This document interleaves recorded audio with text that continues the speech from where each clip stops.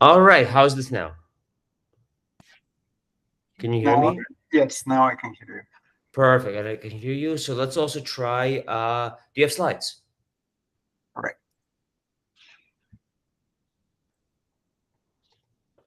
Yeah, if anything fails, it's usually audio or screen share, which is working perfectly. Does that work? Yeah, that's fantastic. Okay, so we have a few minutes. I guess what we'll have is, whoever may be interested in asking questions live might, join this thing, but most people join the possible streams, like internal or external. So I might be asking questions on their behalf. If it's okay to interrupt in the middle. Okay. Perfect. And so it's an hour. And Mhm. tell me a little bit, maybe in 1 minute, Mhm. who's the audience?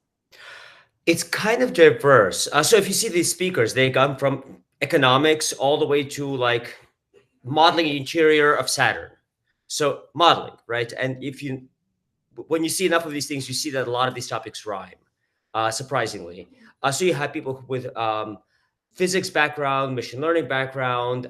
There's a fair number of economists at Google that come to these things, or at least come afterward, like see the recordings. Who else? Let's see. Actually, here's a good idea. So we have the economists who do heavy statistics, causal inference, and you have the physicists who turn their climate simulations into machine learning models, and kind of that, and everybody in between. Okay. Yeah. And so, in fact, actually, for example, the things from econometrics that do, okay, first of all, you do climate change, right? So you have folks that can care about the climate change, but then simulate the physical impact of climate change on infrastructure. So the fire propagation people. And you have people who develop new causal inference mechanisms for tasks like this. But then all their stuff starts becoming relevant to like, oh, somebody gave a talk here on simulating the heating and lighting systems of a building, so that you can like optimize them and make them more climate efficient. And so I asked them, and they tune their models from like busy bee, like like Nest Home devices, like but just a different company. So I asked them, like, that's obviously a biased data set. Only certain kinds of houses can afford, people can afford to buy these things. Did you do treatment effect estimation of that? And they didn't. They never heard of causal inference. But that's I interesting see. because now you have people who are more physical who are not used to this concept, and people who are economists who live and die by it, Right. Great. and they rarely hear about each other. Yeah, no, it's great. It's great that it's interdisciplinary in that way. Exactly, yeah, and I'm lucky to hear about all of it because like a lot of the stuff that I'm doing here is connecting a bunch of models together from different fields for, well, in my case, climate stuff. Great. Yeah. All right, so then I think we're at time, and I see viewers on streams. So let me start the recording, and I'll just give you a really brief intro because the time is primarily yours. Hi, everybody. So I'd love to introduce Esteban Rossi-Hansberg from University of Chicago, and he's been looking at how the climate change is going to be affecting the society at large, and well, hopefully what we can start doing about it. Welcome, Esteban. Thank you. Thanks for having me. So this is so the paper I'm going to talk about today, or the work that I'm going to talk about today, is called "Anticipating Climate Change Across the United States," and it's joint work that I've been doing with Adrian Milal, who is at Harvard. So this paper or this project is part of a broader agenda that I've been working on for many years, trying to think about the impact of climate change, and in particular the local impact of climate change, how climate change is gonna affect particular locations, and then once you take into account that it's gonna affect locations differentially, so heterogeneously, then of course you need to think about potential adaptation mechanisms to climate events, namely, for example, through changes in the distribution of economic activity as for example, with mobility of people or different patterns of investment, so that the capital stock changes across locations. And so, throughout my career, I've been developing models of the spatial distribution of economic activity and the dynamics of the spatial distribution of economic activity. And so those are useful, we think, to think about the impact of climate change, because the impact of climate change is largely going to be about affecting specific locations and then how the economy is going to react to that. And so we need to model that forward and think about what are the implications of that for the functioning of the economy overall, and then for individual welfare. And so this is one of such models where what we want to try to incorporate in particular is extreme weather events. So the fact that heat waves or storms or floods affect particular areas, and then how does the economy react to those in particular, and then think about the fact that when agents are making their investment and mobility decisions, so think about someone in Florida that is experiences a storm, and then or thinks about the fact that storms are becoming more likely in their location, and so now it's deciding, well, should I move somewhere else in response to this? So what is the type of decision making that they're going to be doing? Well, that's going to depend on their perception of how the economy is going to evolve in the future, how the different parts of the United States are going to fare, how subject they will be to climate shocks in the future, etc. And so there's this kind of anticipation of what's going to happen in the future that they need to make in order to kind of decide where to migrate or where to invest. And so we want to incorporate that too in order to think about the overall effect of these heat waves and storms and the increased propensity of those as a result of the world warming up. Okay, so that's the exercise. And so what I'm going to do is I'm going to provide or propose what we call a dynamic spatial general equilibrium model of the U.S. economy, broken down in all its different counties, so 3,000 and change counties, and then model the effect of these climate events that I was talking about. Now that becomes a complex model because, like I said, is think about agents in all these different locations that are making these decisions, and so they have to predict everything that is happening throughout the United States. And so that's a very, it's a model that has many state variables and many prices that have to be determined over time in the economy, and agents need to create expectations about that. And so that's kind of the complexity involved in this. And so part of this is trying to leverage some of the new techniques called kind of this master equation approach that my co-author has developed in some of his work as well. And so that's gonna be the main model. I'll show you the main elements of it in a second, and then we're gonna we need to quantify the model. We need to match it to the data, and so to do that, we're gonna estimate the damage functions, which are at the core of these models, using kind of long panels of climate events, the climate events that we've seen in the U.S. in the past. So we're going to use 100 and change years of those climate events, quantify the model, and that's going to then ultimately give us some implications of these shocks for the U.S. economy, and I'll talk more precisely about what those are in a bit. So the literature.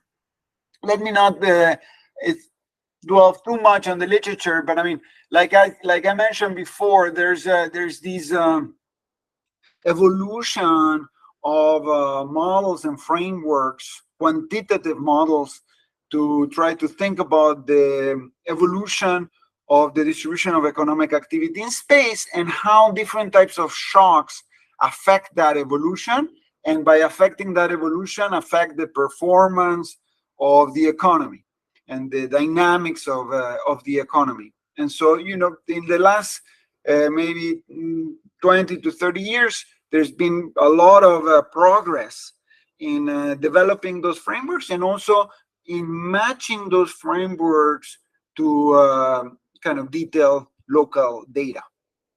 And so this kind of is definitely part of that effort, and it's taking a lot of you know, advantage of that evolution. And then of course it matches with you know, all the papers that have tried to assess or estimate the impact of climate change or particular climate events on the economy, which is kind of the some of the papers that are listed there under measure. Okay, so let me then go to the framework that we're using. And so now I'm gonna go a little bit more technical. So this is an economic model. The way these economic models in general work is we're gonna model different types of agents in the economy. There's gonna be workers. There's gonna be what I'm gonna call capitalists, and then there's gonna be firms, of course. And so, and then, you know, I'm gonna put them all together in a model where I'm gonna have a notion of, you know, equilibrium prices that are determined as a result of all the actions of these different agents that operate in the economy over time. Okay, so the first type of agent that I'm gonna describe are the workers. And these workers, they're going to live somewhere in the particular application that I've been talking about. Is going to be a county in the United States, one of these 3,000 and change counties. And they're going to have a problem, or the problem of the worker is going to be to choose their housing, their consumption, and a place to live, a location where they want to live. Okay, and so think about, and so this is expressed in this main equation that you see here. You see my pointer, right? I mean, this equation that you see here. And so what this is in the notation is there's some time discount that we call rho. Then there is a value function of an individual. So this is the welfare of an individual, the value of that an individual is trying to maximize, of an individual that is in some location I at some period t. And so this is the kind of flow value that this agent is getting. It's all in continuous time. So this is like a differential equation. And then, so at any given point in time, the individual derives utility from consuming goods, which are expressed by this C, so this is consumption, and then housing, so they consume goods and they consume housing. The aggregate, or the preferences of the individual, are aggregated through this simple power function, which in economics is referred to as the Cobb-Douglas function. And then there's some amenity associated with that location. So how nice it is to live in that location, some sort of general appeal of that location as a place to live. And this object, and in general everything that it's in brown in these equations, are things that can be affected by the climate shocks. Okay, so these amenities in a particular location can be affected by storms, can be affected in principle by heat waves, and so to the extent that they are, then, you know, agents are going to react to those, because they affect the flow utility that they get from living in that particular location. Okay, so this is just the flow utility that the agents get from consumption of goods and housing, and then from these amenities. And then there's a component here, which is the change in the value that comes from changes in the environment or the economic environment in which the agent lives. And so that's going to be reflected as these changes in values as a function of time. And there's two basic components of this. The first is the fact that, you know, climate is going to be changing, or there's going to be this frequency of the storms and heat waves that is going to affect the system, and by affecting the system is going to affect the value for this agent. But there's also the fact that because there's these climate events happening, the whole distribution of economic activity is going to be evolving, right? People are going to be in different locations. Potentially, investment is going to, or capital and structures are going to change in the economy. And so the aggregate state, which is the whole distribution of employment and capital across locations in the United States, is going to be changing as well. And so that's going to be also in this kind of changes in the aggregate state, which is this expectation that you see marked there. And then finally, we have... Wait, let me understand that thing. You're changing the state and you expect it across all times or all agents? I guess are you trying to optimize for more change or less change is what I'm confused about. So this is, so the economy is being hit or is going to be affected. Hopefully this is going to be clearer when I go to it's going to be affected by changes to the frequency of storms and heat waves in the different locations. That implies that agents are going to be changing their location decisions. For example, if some areas are more frequently affected by storms, that is going to in turn imply that the distribution of people, say in the United States, is different, and that changes the options that this agent has today and in the future of, you know, where to be, or, you know, how attractive it is to be in a particular location or another. And so that affects the continuation value of this agent, and that change in the continuation value of this agent is that term. That's so where it's coming. Your value goes up when there's more change. I mean, from what I see in this equation. No, or well, is it doesn't B have utility? V is your value, your utility, your present discounted value of everything that you get. That's the object that you're trying to maximize. Yes. And this sounds like, tell me if I'm got it wrong, is your V changes, assuming rho is positive, your V changes, goes up when everybody's utility goes up? Everybody's change goes up. Faster motion means higher utility? I'm not putting a particular sign on this object necessarily. This could be positive or could be negative. In particular, for example, if climate shocks become terrible, right? Then the change in value over time is actually going to be negative, right? It's going to affect you negatively.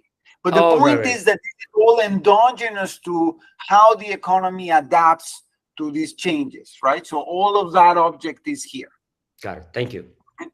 And part of this state is going to be affected by the next part, which is this decision. So these agents are going to have the option to move. And so they are currently in this particular individual that we're talking about is today in location I, and it can decide to move. And if the agent decides to move, but you know, in the next location is now going to get VJ. So suppose the agent moves to location J, then it's going to get this new value in location J. And then, but it has to pay migration costs moving from I to J. So that's going to make them not, you know, be not willing to move for any little thing. But I mean, you know, it's going to be costly for them to move. And then we're going to allow for them to have some idiosyncratic preference for the different locations. So, you know, you may want to move to a specific place because you have family there, or, you know, you like it for some random reason, etc. So this is going to be a random idiosyncratic preference that is going to come from some distribution that I'll specify later. Okay, and so the agent is going to try to create an expectation of how good it would be to move to some other location J. And so the flow in the value includes the fact that the agent has this option to move somewhere else. Okay, and sometimes the agent is going to use that option to move to another location. Sometimes it's going to decide to just stay put, and in that case, this term is going to be zero. Okay, and then this is all subject to the fact that they have to consume, they have to pay for consumption goods, they have to pay for housing, which is gonna be there's gonna be a rental rate for housing in every location, which is also again gonna be affected by the availability of housing in those locations, which in turn is determined by whether capital is destroyed by storms and for example, and then they receive a wage, and so they have to use their wage for consumption and housing. And for these guys, we're gonna assume that there's no savings, so we're gonna simplify the consumption savings decision. They use everything that they earn, they use locally, right? I mean, they consume, they use, and they live somewhere and they pay for housing. Okay, so those are the workers. And then we're going to have these capitalists. So the capitalists are the ones that are going to be investing. And so this is a very similar equation to the one I just showed you, but just for the capitalists, for these different type of agents. And so these capitalists, what they do is they are going to invest in capital, right? And this capital in turn is going to be used for production and for to build structures. I'll go through that in a minute. Okay, but they're going to invest in capital. And they're gonna consume. That's gonna be their flow utility. Then they're gonna invest in capital. So that's this I. That capital depreciates at some rate delta that is going to be location specific. So therefore depends on this I there. And this delta is kind of important. Why? Because that's the way we're gonna introduce these storms. So these storms, the way they're going to affect things is that they increase, or the way to think about them is they increase the depreciation rate of capital. So if you're in Florida and you're in an area that gets flooded all the time, that is receiving the storms all the time, then the way to think about this, when the frequency of these storms increases, that depreciation rate, that is as if the depreciation rate of the capital in that location increases as well. And so that's the way we're going to introduce those the effect of these storms, and I'll argue that does a good job in doing that. Okay, and so this is the investment minus the depreciation of capital. So this is the net investment, and then this is how the value of these guys changes when the state their capital changes. Then we have a term that is this aggregate state, and the changes in these aggregate states that also affects where these guys want to invest and the values of investing.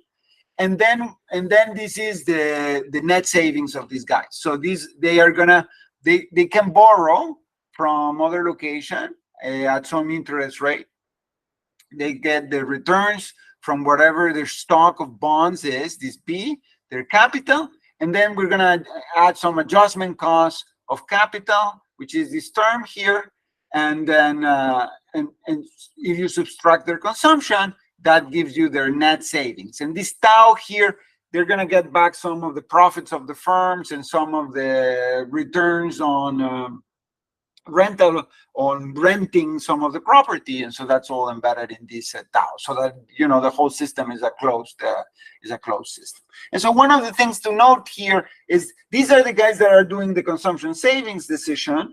They're deciding where to invest or how much to invest in a given location. Different guys in different locations are going to decide how to invest there, but they can borrow from other locations in order to invest locally. And so this is important because, of course, when some disaster happens at the local level, what you want is the local capitalists to be able to borrow from other locations and invest there rather than to kind of save their way into adding to the capital stock. So that's kind of an important element of this. Okay, so those are the two types of agents that we have. Then, question. So yeah. you keep using the word agent, but from the equation, it looks like it's more like the counties are agents, where there's 2 agents per county, and these are rate equations saying what fraction, or I guess how is the representative capitalist or worker in a county faring, or how many of them there are. Is that about right? Yes. So important. So these are two. This is the problem of an individual, and then there's going to be many of these individuals in every county. But they're all kind of identical, apart from these idiosyncratic terms that I was talking about. right? So that's going to imply that, because the guys that are, say, leaving from a particular county in Florida to some other location as a result of the frequency of storms increasing in Florida, are not all going to go to the same location. They're going to be spread out, right, in a particular way, depending on their individual characteristics in terms of these idiosyncratic preferences, for example. So that all smooths the reaction of these agents across locations in a way that you can match exactly the flows that you see in the data. And effectively, you're going to be modeling these as continuous, these people as continuous flows of population from county to county, or flows of capital for the investors. Yes. So there's many of them, and these idiosyncrasies imply that I can think about this as, a distribution across the different places. Got it. Thank you. Okay. And so these capitalists in a particular location, they're going to save they're going to invest in capital that's going to lead to a capital stock in a given location. This capital stock is used to create buildings. These buildings then in turn can be used for housing or for commercial structures, which in turn are part of the production process. The same with labor. So there's going to be, these agents are going to decide where they want to live. That's going to lead to population in the different locations, and these workers can either produce the work in production, in goods production, instead, or goods and services, I guess, or they can build structures, right? So those are going to be the two types of jobs that we're going to allow them to have in this framework. And then the production function, or these are the firms that are going to be doing either the structures or the final goods production, are going to be modeled again as using these kind of power functions. So this is the amount of land in location I, the number of workers that are used for building structures, and then the amount of capital that is out there. That's going to lead to a certain stock of buildings in a given location. So you put some labor, put some land, or put some capital that leads to buildings. And then those buildings, like I said, are going to be used for either housing or commercial structures. And then these commercial structures plus the workers that are used for production, that implies once you multiply by Z, which is going to be the local productivity of the place, that leads to total output in that location. And so this Z is again important. This Z is like what I'm going to be calling the productivity of a particular county, I, which is on average how good are the firms there in transforming inputs, which in this case are workers and these buildings into, or capital structures into goods. Okay, so that's and so this Z is also being brown, meaning that it can also be affected by these storms and etc. Okay, and so now let's go to the climate damages. So an important part of these models, or a core part of these models, is how do you introduce the impact that climate has on these economic variables. And so there's, three main ways in which climate is going to affect the system of the economy that I just described. One is through these amenities in the worker problem. Another one is through this productivity that I just talked about. And the last one is through this depreciation rate that I mentioned as well. Okay, so there's these three components: the amenities, productivity, and the depreciation rate. That's the way in which whatever happens to the climate system is going to affect the economic system, that then is going to affect, the welfare of agents and the decisions of agents, or potential anticipation and adaptation actions of these individuals. Okay, So that's the way it works. And so the damage functions are at the core of all these assessment models. And so here is the way we're gonna think about them. So think about some global mean temperature T, right? That is think about some baseline temperature plus some innovation TD. So this is kind of the way, for example, people talk about this all the time is, there's some temperature, pre-industrial temperature, and then, these are the change relative to that. Okay, that would be the TD. And so it's the TD that is going to affect these economic variables. And the way we're going to introduce that, think about the case for depreciation. The other ones work the same way. So depreciation in some location I at time t is going to be some baseline depreciation for that location.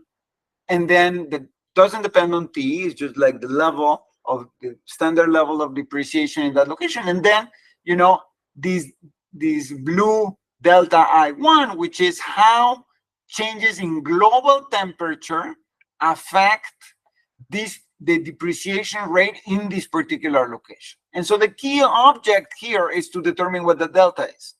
How do changes in global temperatures affect local depreciation? Now that, of course, we could create another step, which is how does changes in global temperature affect local temperature, which in turn affects the depreciation. This is without loss of generality, right? Because we can go from global temperatures, map it to local temperatures, and then map it to depreciation, or just go directly. We just, in this notation, we're just going directly, but it is without loss of generality in that sense. And then, I could have written this equation also for the Z's, for the productivities, or for the amenities, for the A's. It's exactly the same equation. I'm going to have a Z I1 here for productivity and an AI1 for amenities, which are going to be the damage functions of how global temperature affects amenities, affects productivity. Okay, exactly in the same way. I just didn't write them here. Just gave you one as an example. Okay. And these relationships are all linear. And these relationships are all linear in global temperature, in this temperature. In the delta. Yes. Well, in the difference, yeah. So just the limitation of this model is it's looking at small, not like mass exodus kind of changes, but like small linear kind of local changes in amenities and so on, right? I mean, which can accumulate, and as they accumulate, they can have big effects, of course. But and in principle, as we're going to see, they will have big effects. But it's true that we're thinking about this as a small innovation in temperature, right, and kind of the effect that has on a small innovation in temperature. So it would be good for like a Hurricane Harvey, like a Hurricane Harvey affects Texas, but not, or Houston, not hugely. But like a Katrina or like devastated New Orleans, or Maria devastated Puerto Rico. So that's probably beyond the linear effect. Yeah, I mean, but I guess the way we want to think about it is, yes, that there's a specific event that can destroy certain things, but then there is the change in the frequency of those events, right? Which is really what's going to ultimately end up changing the system, not so much the individual event, but the fact that the frequency of those events is changing, and that affects the full evolution of the economy. That's this is really kind of a model of that, rather than a model of the immediate reaction to a particular storm. I'll show you some of the immediate reactions to particular storms in a second, but it's more about that. Now, because at the end of the day, as I was mentioning, this is kind of a complex system with all the state variables, blah, blah, blah. That implies that the solution mechanism that we're going to use is going to be a first order solution mechanism. So we're going to approximate the solution of all that system to the first order in what I'm going to show you today. You can do it second order as well, but today we're going to do first order. And so because of that, this is without loss. I mean, that is, even if I had a second order term on this object here, I wouldn't capture it because of the approximation that I'm taking. No, it makes sense. I mean, and always I'm also thinking echoes of all the agent-based people who point out that none of this stuff is in equilibrium. But then you have a lot of terms. They have even more terms to estimate, and so you always have this trade-off of the range of effects you can estimate versus can you actually estimate them.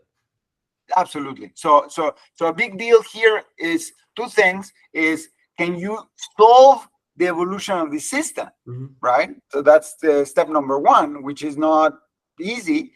And then the second, and so that's where the approximation binds, right? That's where we're doing the first order approximation. The second is, to what extent can you estimate from the data the key elasticities that are going to govern the behavior of this economy? And for that, of course, you don't only need to solve the system, be able to solve the system, but be able to solve the system fast, right? So that you can really kind of iterate on parameters and search over a great grids of parameters and essentially estimate those parameters properly. So those are those two. That's exactly the trade-off that you were. Then I will ask you later, perhaps, but just keep this in mind. What if you didn't care? What if you had infinite compute and worried about data availability, but not compute availability? Would your modeling approach change? I mean, you can enrich it in that case, right? I mean, you can do more approximate. I mean, you can do, for example, if you had like infinite computer power, then you can solve this system without the first order approach. You can solve for the global solution of the system without approximation, and that would help. I don't think for the problem at hand that's that important, in the sense that I don't think that the global solution is that different than the one that we're finding here. Right, makes sense. And we've tried that in smaller cases, or you can try that by adding, say, the second order and comparing second order with first order and see how that system is evolving. And it doesn't seem that large, but of course, the more shocks you bring in, and the bigger the changes in those potential conditions created by those shocks, the more this is going to matter, of course. Yeah, so that would be the goal. But the data, but the data constraints, are significant, first of all. And the second is that, and this is, I should have probably mentioned this kind of more forcefully before, is it's kind of important to model the behavior of these agents and not simply extrapolate from past observations of this of the behavior of these agents. That is, you can approximate some sort of impact of climate change and just extrapolate to the future, or you can try to think about how does this affect these agents, what are the decisions that these agents are going to make, and as a result of that, what's going to be the new configuration of this economy, which in turn, when a shock happens tomorrow, that's the economy that is going to be affected. That's the approach that we're following here, which we think it's important exactly because this is going to lead to circumstances in the economy that we haven't experienced, where extrapolating from past experience is just simply not very good. So right. That's why we think that modeling here is important, right? Okay, so just to reiterate on what I was saying, so what's the complexity of this is you have these aggregate shocks, and then you have the distribution of employment and capital. These are the state variables. You have it in every county. So this is the number of state variables, and this is therefore the number of prices, which in this case are wages and rental rates, that you have to solve in the model at every point in time, and what these agents are making predictions over, right? And so that's the complication of these methods. And so that's where this discussion that we were just having is going to apply. So in order to make progress on this, we're going to use these analytic perturbation methods that allow us to solve these models in first order or second order relatively quickly. And like I said, today I'm just going to show you first order. So there's going to be no risk component here. If you want to include risk, so that agents, think about the fact that now it's not only that they face on average, worse conditions if you are in Florida in terms of, the likelihood of experiencing a storm, but it's that you also value the fact that it's risky. So now it can happen sometimes, and you don't like that risk, right? And so that's going to also affect your decision making. That's the part that we're not introducing here because we don't have the second order in what I'm showing you. But we're working on that, and that's definitely feasible to do. Okay, so now so that's the model. How are we going to take the model and map it to data? Okay, so that's the next step. So we're going to use data, some economic data from census and BEA at the county level from 1960 to 2019, and then some historical climate data from this project here that we're going to aggregate at the county level. That's going to give us daily averages of temperature, wind speed, and precipitation, and that's going to allow, from there we're going to look at define a storm, which is going to be some threshold for wind speed and precipitation, define a heat wave, which is going to be some threshold for temperature, and then we're going to estimate first what is the empirical impact of those in the data, and then we're going to match them all to that. Okay, so that's the plan in what I'm going to show you next. And so the first thing is to think about when a storm happens, there's some event, right? What's the impact on economic variables? What is the observed thing? So this is, forget about the model for now, right? We're just going to go to the data and we're going to try to estimate this effect. What have we seen in the data, okay? And so the outcome variable here is this Y, which can be, local wages or local population, local investments. And then we're going to run this type of event study design, where these some event that happen, so say a storm or a heat wave, right? And then this is the effect that has over time on this economic variable, adjusting for any sort of local characteristics of the place, time trends, then some local trends that are captured by these guys. So trying to saturate the model so you're not confounding the climate event with other things. And so this is going to give us a dynamic response, right? Because this is I'm getting this gamma for different periods. Okay, so what do you find when you do this? So here I have storms and heat waves, right? And so think about a storm that hits a particular county in period zero here. So everything is normalized. So the event happens at period zero, right? There is nothing happens before, obviously. An event happens at period zero. And then what does the data tell you is the effect of storms? Well, the wages decline after that. So this is, over time. And, they reach a negative effect of about 2% by year 2 or something after the storm. Okay, so that's what the data tells you. What happens to population? So population also comes down, and it all comes down a little bit more. So the max effect is about 4%. And then look at what happens to investment, which is interesting. You have a positive effect. So investment comes, so the storm comes, and then what happens to investment in the county? It increases.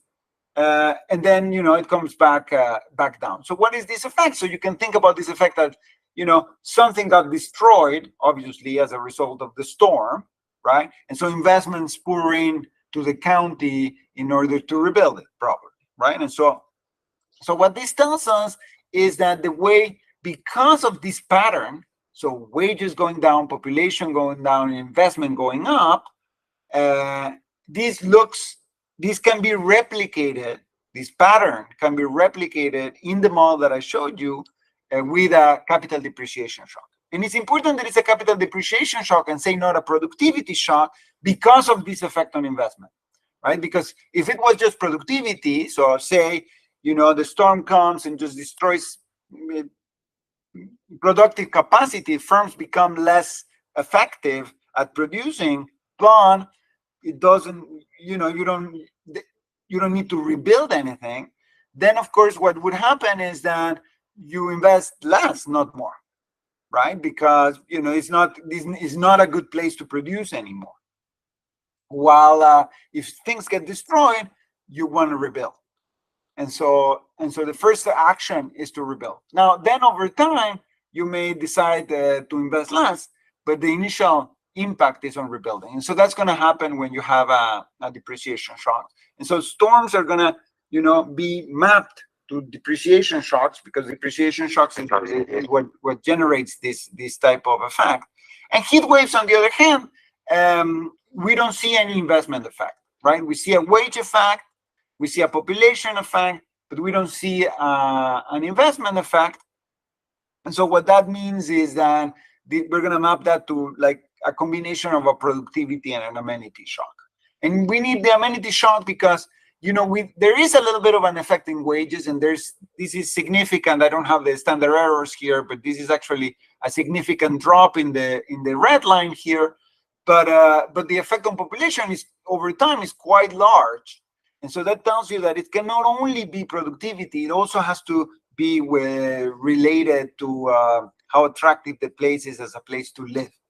Okay, so that's gonna, you know, push us to identify or to introduce the effect of heat waves as a combination of productivity and an amenity shock.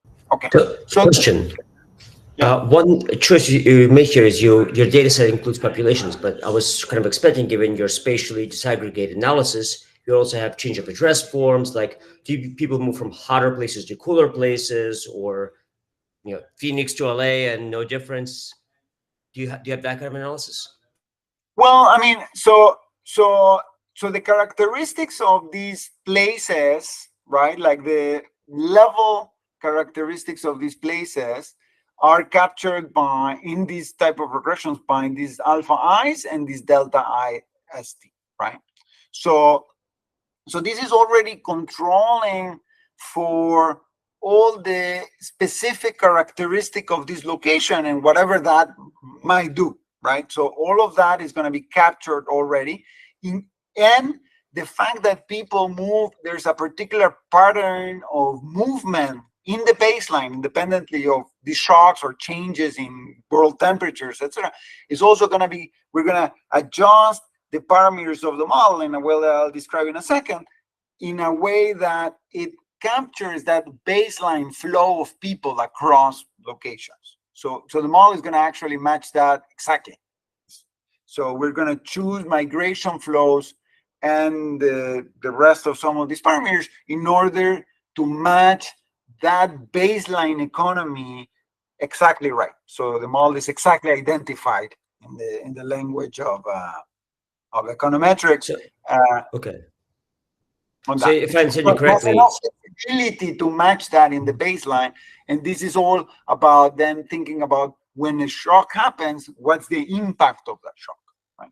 so if I understand you correctly, you're capturing the covariates of the out migration side, what kind of cities people are going from here, but it sounds like you're not modeling where they're going to. Am I correct? Okay, so we are. So this is this effect is just shock happens, what happens to local population or local employment in that location. So in that sense, you're right. This is not estimating, right? Where are these individuals going, right? I mean, it's not affecting we didn't run this regression for the impact of the storm in one location on the flow of people from this location to some other location. If that's what you're saying, that's the answer is yes, we're not doing that. Right. Here is one reason. I mean, this is the limitation of this approach, which is that, you know, the data that we have over the time period that we have, even for these outcomes that are relatively aggregated, as you pointed out, right? You know, is small. So you don't want to slice it too thinly, because then you don't find, then it's all noise, right? Because I mean, think about it. Look, people are moving from, because of all sorts of reasons, from one place to another, right? And here comes these shocks, right? And these shocks, you know, some of them are big, but at the end of the day, you know, in the big scheme of things, they are not the most important effects on the economy. There's lots of other things that are happening to the economy. And so the first thing is you have to, and so that implies there's a lot of noise in what you see in the data, right? And so you have to tease out the effect that these particular events have on these outcomes, and that's hard. And so you want to do that on variables that are relatively aggregate in order to get some traction on the effects and be able to measure those effects. The more you thin, the more you slice it, the more noise relative to signal, if you will, and the harder it is to identify these effects, significant effects.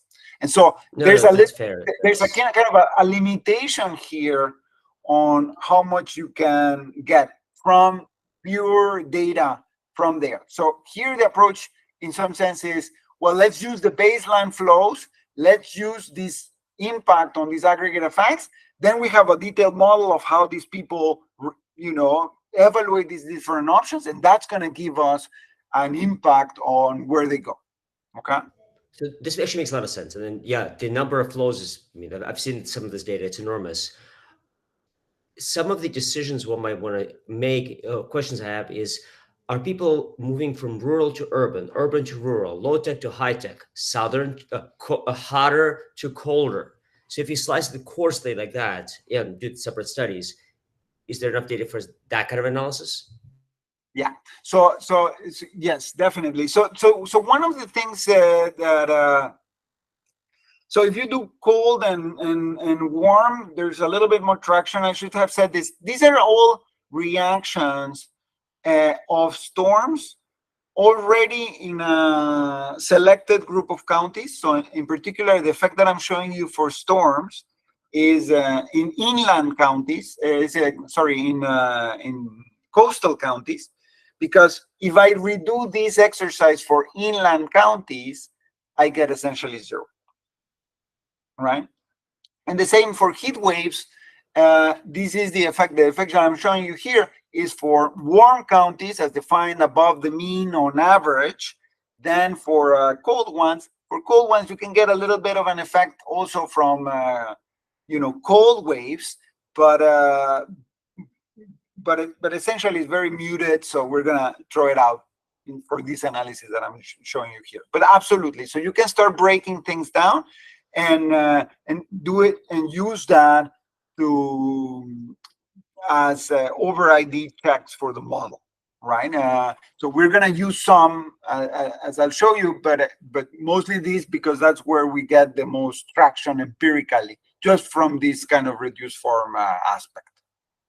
Got it. Yeah, thank you very much. But I mean, yeah, but I think there's a lot of limitation here in the sense that, of course you can use one huge event and look at where people went, but that's also specific to that event and specific to that location. If you want to have many locations kind of in the general effect of these storms, right, then you need many of these events, and then a lot of these events are not as large, some are, and so that's where, I mean, I think this is kind of a crucial data limitation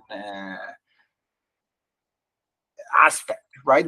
Just the fact that we just don't have that many periods and we don't have that many big events, right? I mean, by definition, because we want to capture big events. I mean, it's also not like a small event. So big events are also, we're selecting them to be infrequent.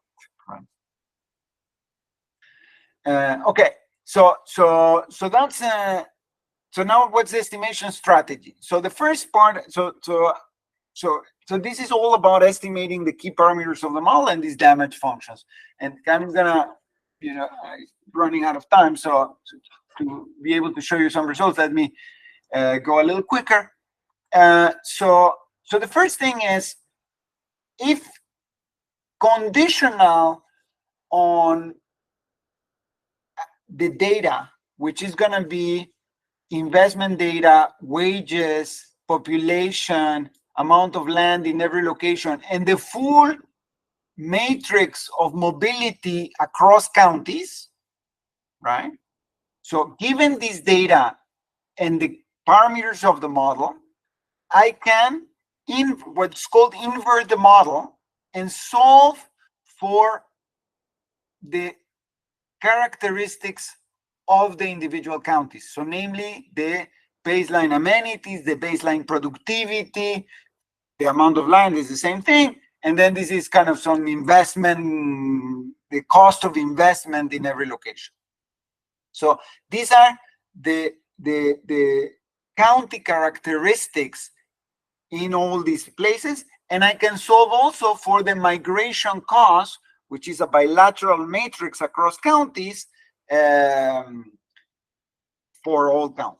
Okay, so this is this, and you can, this is, if you count the equations and unknowns, of course, this matches, which means it's exactly invertible, right? So if you give me that data, I can obtain all these objects, right? And so that's going to guarantee that the baseline model that I put together exactly matches this reality, right? It exactly matches that reality. So the baseline point from which I can do contrafactuals is going to have the virtue that is exactly, and reality is exactly the equilibrium of the model in the baseline. Yes.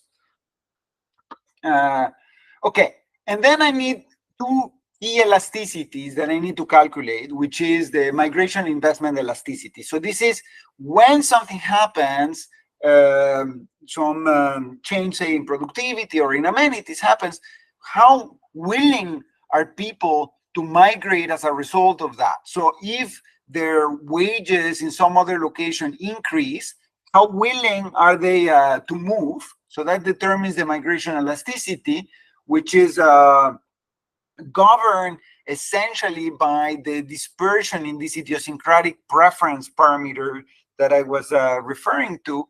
And so I need to calculate that investment elasticity, that migration elasticity, and then also the corresponding investment elasticity, which is given by the curvature of the investment function. And so these two, and so that determines when a shock happens, how flexible is the economy, how much does the economy react, right, to it.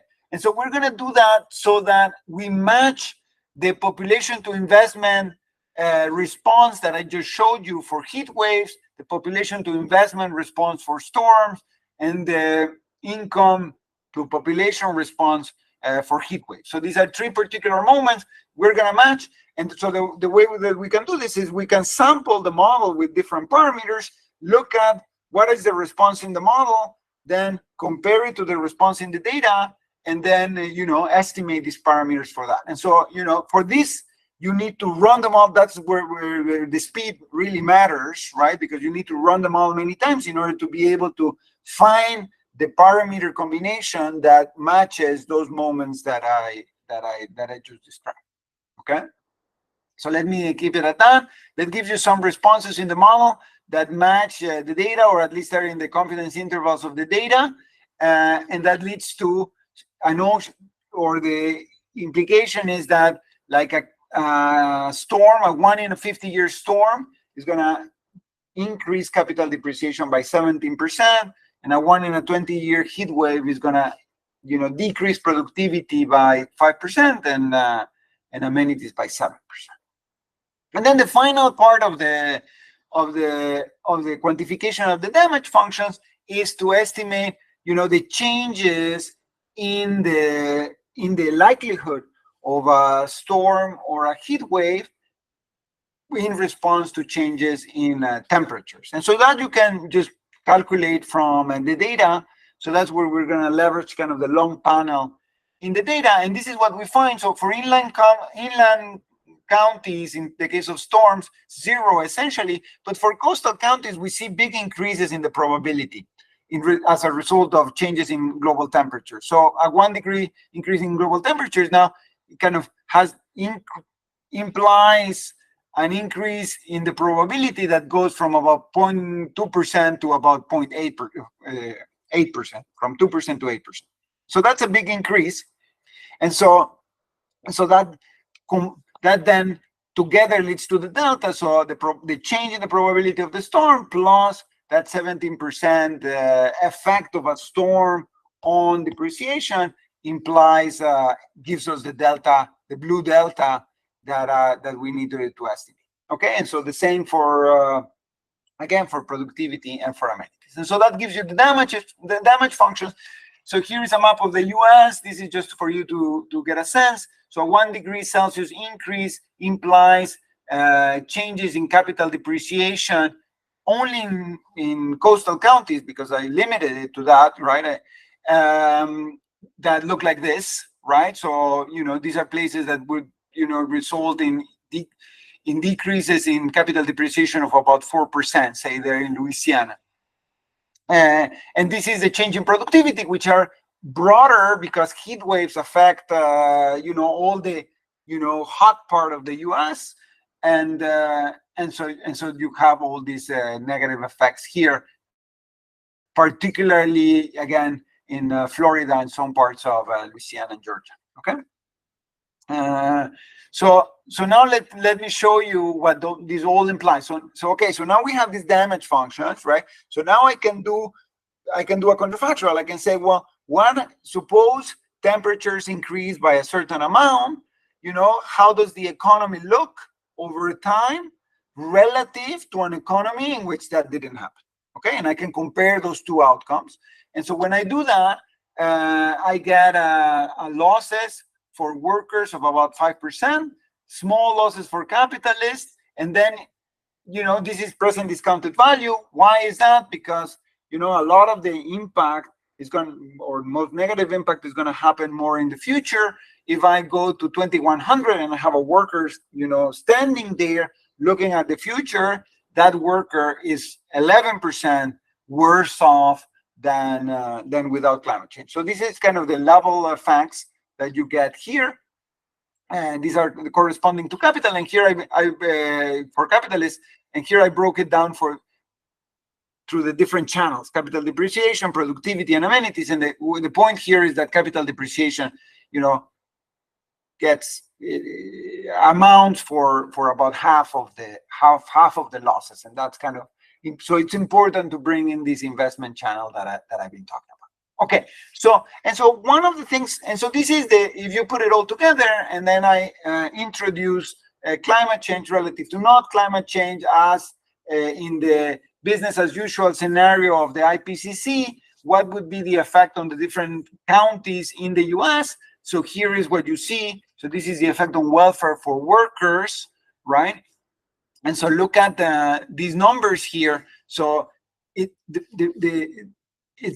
very heterogeneous across locations. Some of these locations are going to lose quite a bit, while some others are going to potentially benefit, or at least if you only consider these two impacts of climate change. There may be other impacts, of course, that could also affect these other locations. But just from these two, you're going to have these negative effects in this area here, but positive and everything is blue. The positive effects are going to be relatively small, but the negative effects in some of these places are going to be quite large.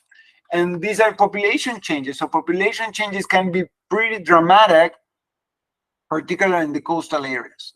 So by 2100, a lot of this coastal area, according to this, is going to be fairly empty relative to what we see. And so just to give you a sense of magnitudes, in workers in Louisiana, where you get losses of about 10%, that's like losing $6,000 per year in those locations. So very heterogeneous effects, particularly concentrated in certain areas. And of course, that makes people adapt to this by moving. And so that's what you see in the map on the right. I'll finish with two more things, and then I'm done. Is that okay? So please.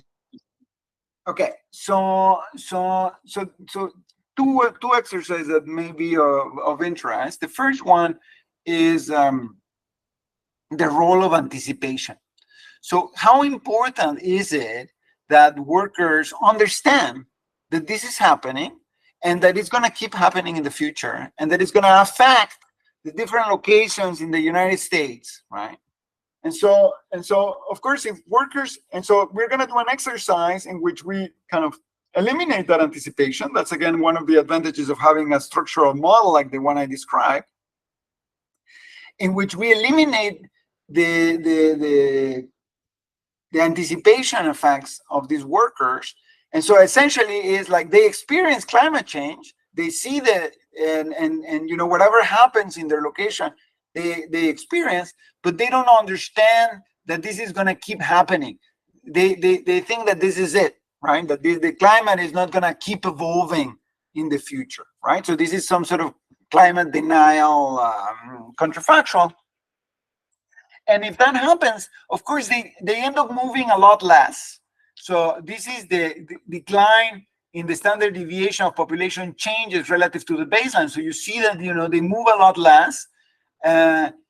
So and as a result of that, their welfare in the most affected location declines even more, right? So this is very bad, not realizing that this is happening and this is going to keep happening in the future implies that workers in some of these red locations here in the southeast of the US are going to lose about 2% more, or a little bit less than 2% more from climate change. So that's relatively large given the baseline numbers that I showed you. And perhaps interestingly, you know, you get the flip side for capitalists, right? Capitalists kind of like workers not anticipating, because their capital is stuck in these places, right? They've invested already. They cannot move the capital. They can move investments to some other places, but they cannot move the capital itself. And so the structures are stuck in place. And so they don't want workers to move out. They want workers to stay in place, right? And so, you know, keeping workers in some sense, not foreseeing climate change is beneficial for capitalists, right? But these effects are large, and so that also emphasizes the importance of introducing anticipation effects. And then I'll finish with this.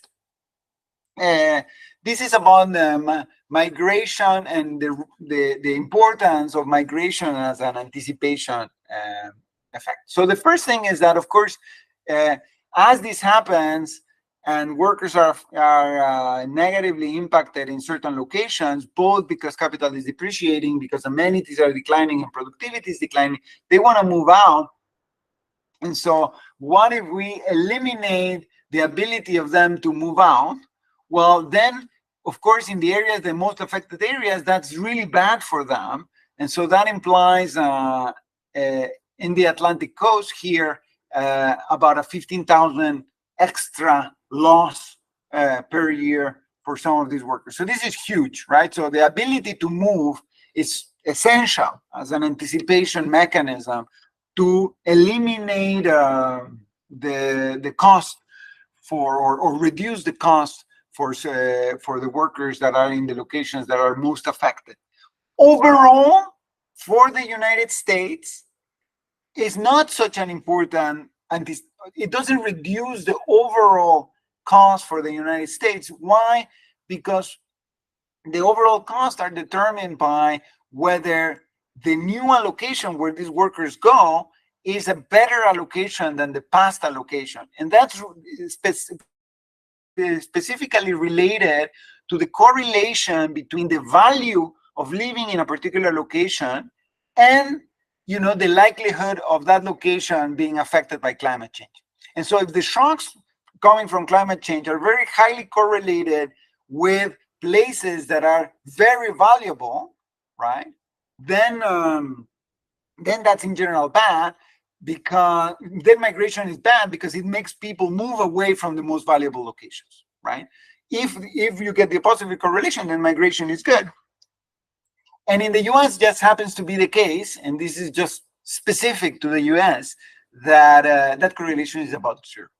So the places that are negatively hit by climate change are not neither particularly good places or particularly bad places. They're kind of average places within the US. And that implies that migration as an adaptation mechanism in the US has aggregate implications that are very muted. While for specific locations, of course, they are huge, as I emphasized. This is in the other work that we've done for the world as a whole, that this is not the case at all. Because in the world as a whole, climate change affects mostly places that are not so good in terms of the economy is not as productive, etc. So there's economies that are not as advanced technologically and in terms of amenities too. And so what that implies is that moving people out of some of these places is not necessarily such a bad thing. And so migration helps a lot. And so migration actually reduces the aggregate losses from climate change in the world significantly.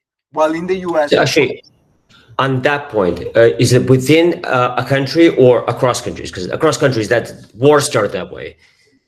That's both. It's both within and across, and it depends a little bit on what type of thing we're talking about.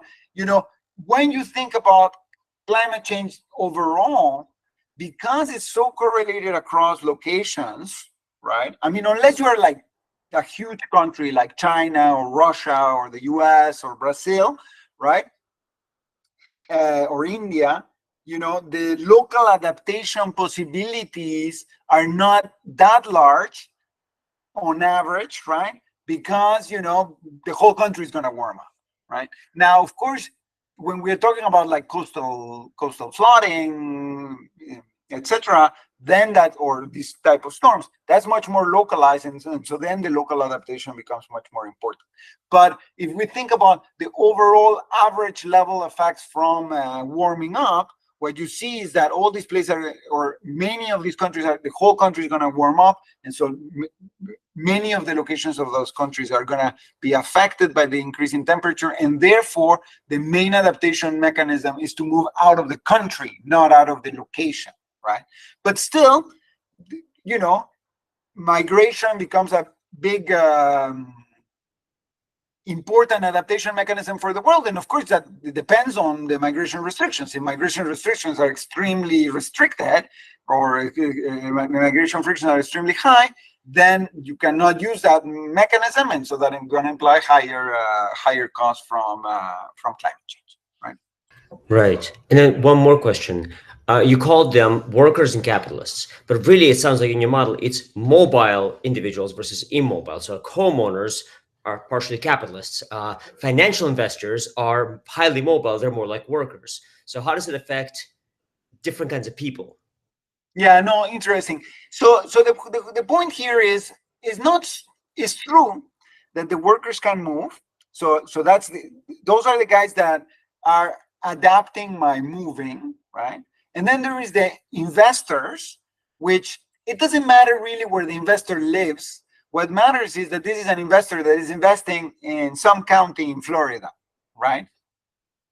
And so to the extent that this investor is investing in county in Florida, has some capital there, and that capital is stuck there, right? Now, because that investor can borrow and lend from everywhere in the world or everywhere else in the United States, it doesn't matter where they are so much. What matters is that their investment is stuck there, because, you know, it's brick and mortar buildings and things that are stuck there, right? And so that's the part that matters. That there's a component of these decisions that is not as easy to move around, right? Or another way of saying it more precisely is that you can move the flow, the investment, right? But you cannot move the stock, the capital itself, right? And so the only adaptation mechanism in that case is to move the flow, right? To invest in a different place. Yeah. Right. Okay. Okay, so that's what I got. Sorry about going over time a little bit. And so what did we do? Build a quantitative dynamic spatial model for these 3,000 US counties. We introduced these storms and heat waves, and then, you know, that allows us to analyze their effect and the adaptation effects both on migration and capital. The basic methodology can be, of course, used to do all sorts of climate shocks. one big issue is to map changes in temperature to these local climate events, and so we've done that for storms, and we've done that for heat waves, but it can be done for all sorts of other implications of climate change, and those can then be relatively easily introduced in these type of frameworks. Similarly, one can add more complex descriptions of the economy. For example, add different sectors where where the productivity of the sector is affected differentially by sector from storms and heat waves.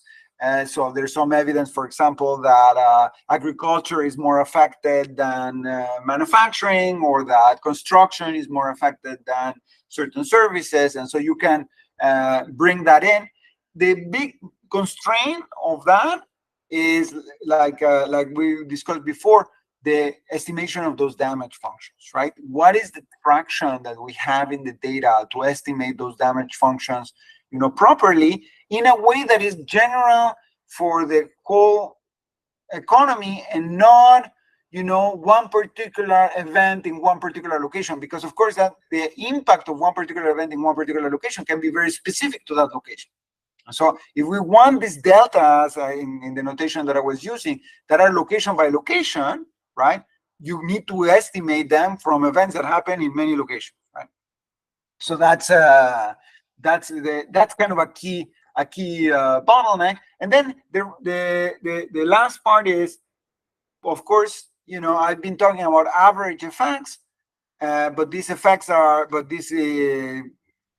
there's large uncertainty about the path of climate change, and how climate change, and in particular temperature increases, are going to affect these specific implications of climate change, namely the storms or the heat waves or coastal flooding or whatever other impact you want to bring in. And so bringing in that risk and thinking about how agents are going to react to climate change, once you acknowledge that they understand that this is very risky and that this is nothing is set in stone, etc., and whether that's going to make them react less or react more, etc. And so that's important to understand individual reaction, but it's also going to be very important when you use this type of frameworks, which, and this is an important use of them, to do policy, to design good policy that taking into account all this type of adaptation. Anyway, thank you. Yeah, thank you very much. This is fantastic, and thank you for taking the extra time. Of course, my pleasure. Well, great rest of your day. Thanks. Yeah, you too. Bye. Bye. Which cab do you want to take? You want to take the Swiss? I found it.